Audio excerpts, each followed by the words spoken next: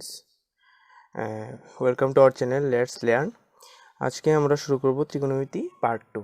আমরা আমাদের প্রিভিয়াস ভিডিওতে দেখেছি ত্রিকোণমিতি কিছু বেসিক অনুপাত। তো আজকে আমরা ত্রিকোণমিতির অঙ্ক আরও কিছু সমাধান করব। তো শুরু করা যাক। আমাদের আজকের প্রথম অঙ্ক হচ্ছে, দেওয়া আছে 15 cot A = 8, তবে sin A এবং sec এর মান নির্ণয় করো। তো কি করব, আমরা প্রথমে 15 তো লেখা শুরু করা যাক। তো 15 cot A = 8। তো সুতরাং cot A = 8/15। তো আমরা আগে জেনেছি cot A হচ্ছে tan এর অনুরণক, মানে tan A হচ্ছে লম্ব বাই ভূমি, তাহলে cot A হচ্ছে ভূমি বাই লম্ব। মানে cot এর যে অনুপাতটা দেওয়া আছে সেটা হচ্ছে ভূমি বাই লম্ব, মানে 8/15 হচ্ছে ভূমি আর লম্বের অনুপাত। তাহলে আমরা একটা ত্রিভুজ অঙ্কন করি, এ বি সি। তো সেখানে cot A যদি ভূমি বাই লম্বের অনুপাত হয়, তাহলে কার কার অনুপাত হবে? এ বি আর বি সির অনুপাত।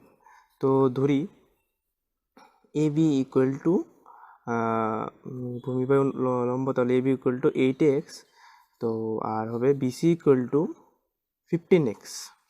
কারণ যেহেতু এটা অনুপাত, তো আমাদের এক্স ধরতে হয়েছে, কারণ 8টা আর 15টা direct A B R B C এর দৈর্ঘ্য নয়, এটা হচ্ছে অনুপাত, তো অনুপাতের জন্য এক্স ধরতে হয়েছে। তো এবার এখান থেকে আমরা এসি সহজে নির্ণয় করে নিতে পারবো পিথাগোরাসের সূত্র থেকে। তো পিথাগোরাসের সূত্র থেকে এসি ইকুয়াল টু √বিসি স্কোয়ার প্লাস এবি স্কোয়ার, ঠিক আছে। তো বিসি কত হচ্ছে 15x whole square plus 8x whole square. তো সেটাকে দাঁড়াচ্ছে 225 প্লাস 64 ইন্টু এক্স স্কোয়ার। তো সেটা হচ্ছে 17x, ঠিক আছে। তো আমাদের এসির ভ্যালু নির্ণয় হয়ে গেল, সেটা হচ্ছে 17x। এসির ভ্যালু নির্ণয় হয়ে গেলো, সেটা হচ্ছে 17x। এবার আমাদের নেক্সট কাজ হচ্ছে sin A আর sec এর ভ্যালু নির্ণয় করা। সেটা কীভাবে করব? sin A হচ্ছে লম্ব বাই অতিভুজ। তো লম্ব হচ্ছে আমাদের এখানে বিসি আর অতিভুজ হচ্ছে এসি, ঠিক আছে। তাহলে কি লিখবো? বিসি বাই এসি, ঠিক আছে, বিসি বাই এসি।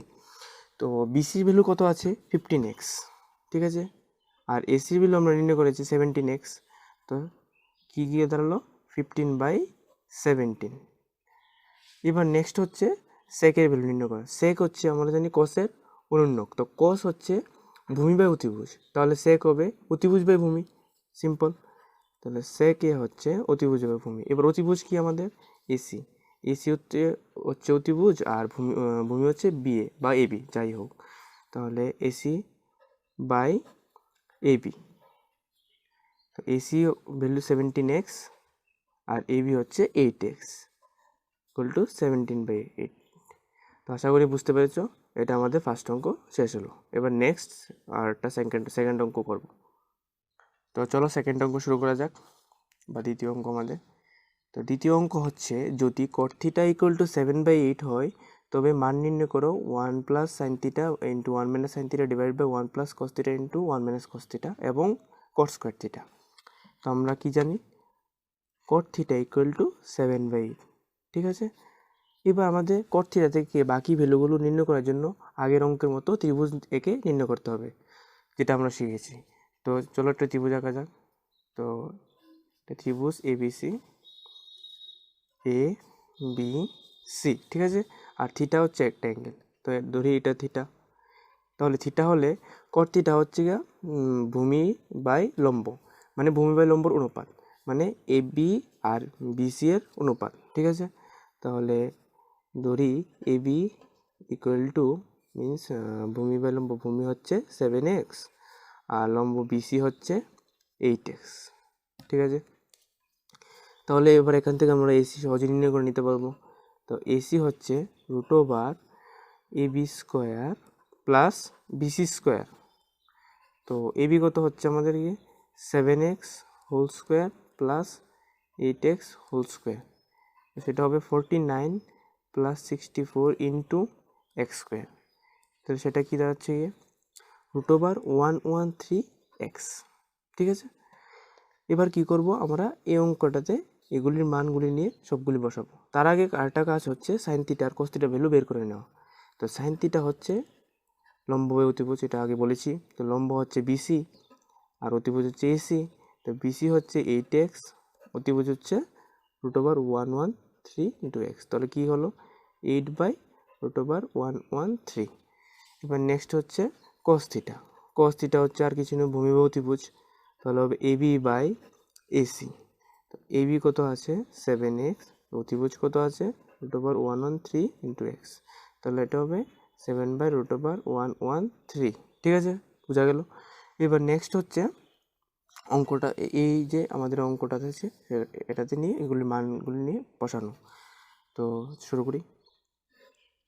তো 1 + sin θ into 1 - sin θ divided by 1 + cos θ into 1 - cos θ।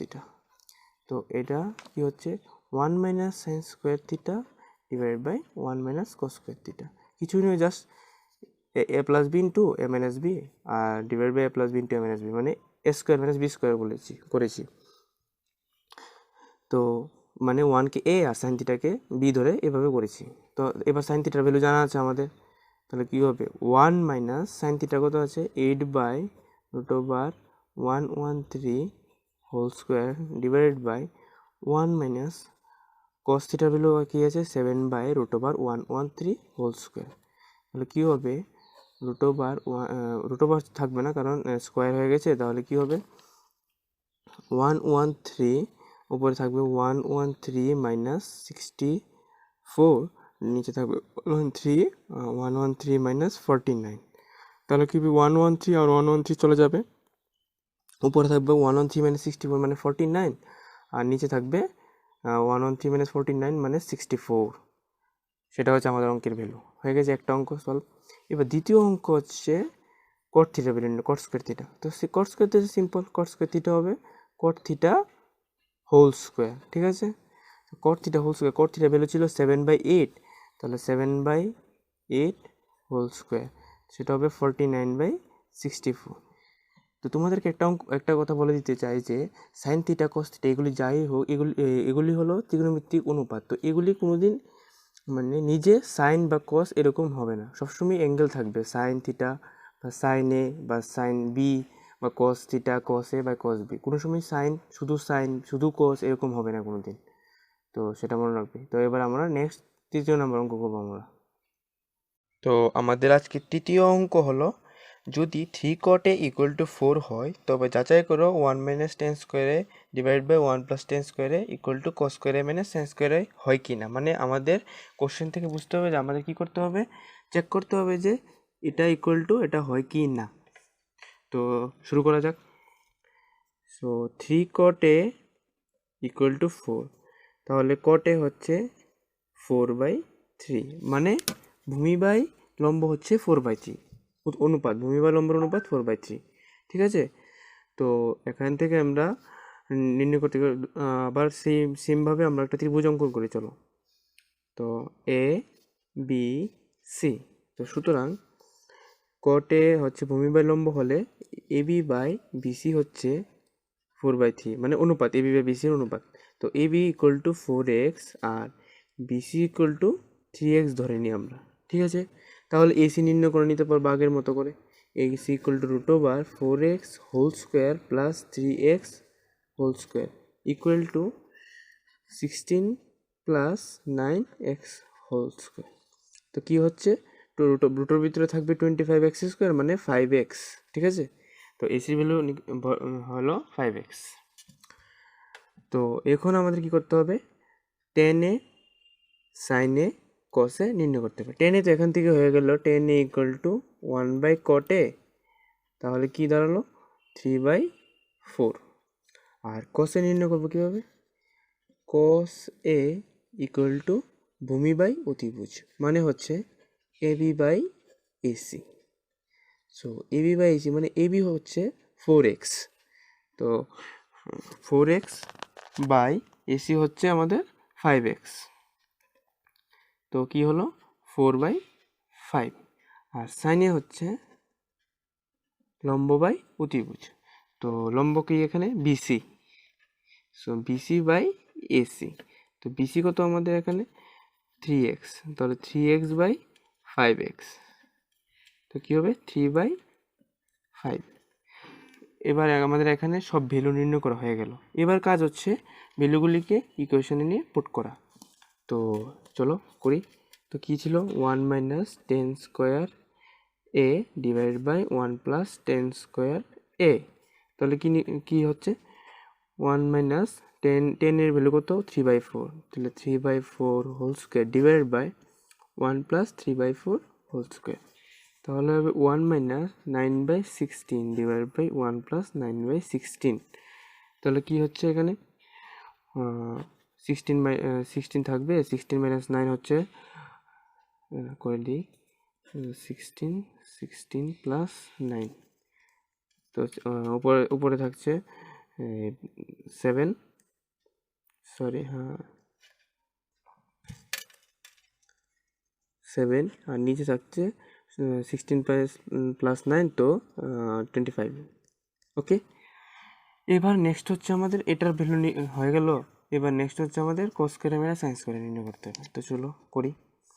তো cos square A minus sine square A equal to কসের ভ্যালু কত ছিল 4/5 হোল স্কোয়ার মাইনাস আগে বলেছি কস স্কোয়ার এ মানে cos A whole square, sine square A মানে sine A whole square minus 3/5 whole square, তো কী হচ্ছে 25। 4 স্কোয়ার মানে 16, 3 স্কোয়ার মানে 9, তো কী হচ্ছে 7/25। মানে আমাদের এখন কি কনক্লুশন দাঁড়ালো, দেখো এই ভ্যালুটা আর এই ভ্যালুটা সেম হয়ে গেল। তাহলে কনক্লুশন কী দাঁড়ালো 1 মাইনাস 10 স্কোয়ার এ মানে 1 minus 10 square A by 1 plus 10 square A equal to cos square A minus sine square A. বোঝা গেল? আশা করি বোঝা গেল অঙ্কটা। এবার আমাদের আজকে লাস্ট অঙ্ক হচ্ছে নেক্সট অঙ্কটা, তো চেক করি। তো নেক্সট অঙ্ক হচ্ছে একটা প্রমাণ করতে হবে। কি প্রমাণ করতে হবে? দেখো, যদি অ্যাঙ্গেল এ এবং অ্যাঙ্গেল বি দুটি সূক্ষ্মকোণ হয়, যে মানে এরকম সূক্ষ্মকোণ হয় যে cos A equal to cos B, তবে দেখাও যে angle A equal to angle B. মানে কোশ্চেনে বলা হয়েছে কোনো একটা ত্রিভুজের ধরো এ বি সি তিনটা কোণ আছে, ঠিক আছে? তাহলে অ্যাঙ্গেল এ আর অ্যাঙ্গেল বি দুটা সূক্ষ্মকোণ বলা হয়েছে এবং বলা হয়েছে cos A equal to cos B, তাহলে প্রমাণ করতে হবে angle A equal to angle B. ঠিক আছে, তাহলে কীভাবে প্রমাণ করবো চলো শুরু করি। প্রথমে দেখি একটা ত্রিভুজ এঁকে নিই। আমাদের প্রথম কাজ এ বি সি, ঠিক আছে? তাহলে এখান থেকে যদি আমরা বলি যে কসে কত হবে, কসে হবে ভূমি বাই অতিভুজ মানে কি এ বি বাই এসি। বোঝা গেল? এবার বলা হয়েছে ভুল করেছি আমি, একটা অ্যাঙ্গেলটা এরকম হবে না, এ বি সি হবে, কারণ অ্যাঙ্গেল এ এবং অ্যাঙ্গেল বি সূক্ষ্মকোণ বলা হয়েছে আমাদের কাছে। সূক্ষ্মকোণ মানে 0 থেকে 90 ডিগ্রি পর্যন্ত, ঠিক আছে? মানে 90 ডিগ্রি হতে পারবে না, 90 ডিগ্রি থেকে ছোট হবে, ঠিক আছে? তো অ্যাঙ্গেল বি তো 90 ডিগ্রি হয়ে গেছে, তো এটা সূক্ষ্মকোণ হবে না, এটা সি হবে অ্যাঙ্গেল। তাহলে কি হবে আমাদের ভূমি বাই অতিভুজ মানে এসি বাই এবি, মানে এসি বাই এবি, ঠিক আছে? তো এই সূক্ষ্মকোণ দিয়ে আমাদের বুঝতে হবে মানে কোন অ্যাঙ্গেলটা অ্যাকচুয়ালি 90 ডিগ্রি বলা হয়েছে। কখনো কখনো কোশ্চেনে বলা থাকে না যে কোন অ্যাঙ্গেলটা সমকোণ বা 90 ডিগ্রি, তো সূক্ষ্মকোণ মানে 90 ডিগ্রি থেকে ছোটো হবে, ঠিক আছে? তো অ্যাঙ্গেল এ বি আমরা এই অ্যাঙ্গেলটা নিশ্চয়ই 90 ডিগ্রি খুব ছোটো হবে, কারণ ত্রিভুজে টোটাল অ্যাঙ্গেল হয়েছে 180 ডিগ্রি আমরা জানি। তো এবার যদি এই অ্যাঙ্গেলটা 90 ডিগ্রি হয়ে যায়, তাহলে তো এই নিশ্চয়ই অ্যাঙ্গেলটা 180 মাইনাস এই দুটো অ্যাঙ্গেলের যোগফল 180 মাইনাস 90 মানে কি 90 ডিগ্রি থেকে ছোটোই হবে। তো শুরু করি। তো এসি বাই এবি বা কসে। এবার আমরা প্রথম ভিডিওতে বলেছিলাম যখন বির কোনো সাইন বা কোসাইন অনুপাত নির্ণয় করতে হবে, মানে ত্রিকোণমিতি অনুপাত, তখন আমাদের ত্রিভুজটাকে উল্টে নিতে হবে। তো উল্টিয়ে দেখাই কি হলো, দাঁড়ালো বিটা এদিকে নিচে এসে গেল, তাহলে বি সি এ, ঠিক আছে? তখন কি হচ্ছে আমরা যদি কস বি বের করি, তাহলে কস বি হচ্ছে কস বি ইকুয়াল টু ভূমি বাই অতিভুজ মানে বিসি বাই এসি এবি, ঠিক আছে? বিসি বাই বি হয়ে গেল। এবার কি বলা হয়েছে কোশ্চেনে, cos A equal to cos B. তো cos A equal to cos B মানে cos A equal to cos B, মানে কি দাঁড়ালো, AC by AB equal to BC by AB। তো AB তো সমান হাইপোটেনিউস, আমরা দেখে বুঝে গেলাম। এবার যদি cos A equal to cos B হতে হয়, তাহলে তো আমাদের AC আর BC তো সমান হতেই হবে, না হলে তো হবে না, সমান হবে না। তো আমরা এখান থেকে বলতে পারি যে AC ইকুয়াল টু BC। এবার AC ইকুয়াল টু AC আর যদি BC সমান হয়ে যায়, তাহলে আমরা দেখো ত্রিভুজটাকে আবার ড্র করি, বুঝিয়ে দিই। ঠিক আছে, ACB, দেখো AC আর BC সমান বলা হয়েছে, মানে এই বাহুটা আর এই বাহুটা সমান। তো আমরা জানি কোনো একটি ত্রিভুজে যদি দুটি বাহু সমান হয়, তাহলে সেটাকে বলা হয় সমদ্বিবাহু ত্রিভুজ। আর এটা যেহেতু 90 ডিগ্রি, মানে এটা হচ্ছে সমকোণী সমদ্বিবাহু ত্রিভুজ। তো সমকোণী সমদ্বিবাহু ত্রিভুজের এই দুইটা অ্যাঙ্গেল 45 ডিগ্রি থাকে। কিভাবে থাকে বুঝিয়ে দিচ্ছি। এই অ্যাঙ্গেলটা 90 ডিগ্রি হলে, তো বাকি থাকছে 180 ডিগ্রি থেকে 90 ডিগ্রি, মানে 180 ডিগ্রি মাইনাস 90 ডিগ্রি হচ্ছে 90 ডিগ্রি।